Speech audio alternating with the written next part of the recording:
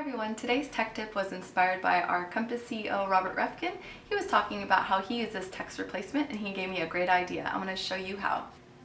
Okay, so you want to say hello to your new follower, my great photographer, and then I want to thank him for his follow. So I use a shortcut, TFF, and I get an entire paragraph that I've preset in text replacement. Okay, to set up your text replacement, you're going to go to settings. You could do a search for text replacement, or you can go down and go to general, down to keyboard, and to text replacement. You're going to use the plus sign to add. You're going to put in the phrase or the paragraph that you have there, and then I'm using TFF for my shortcut, and then I'm going to save that. Lastly, I just wanted to give you a quick reminder when you do your text replacement to use maybe 3 letters or 4 letters that you won't always use when you're typing. So you don't want to, for example, use a word like apple, because then every time you type apple, your text replacement will pop up.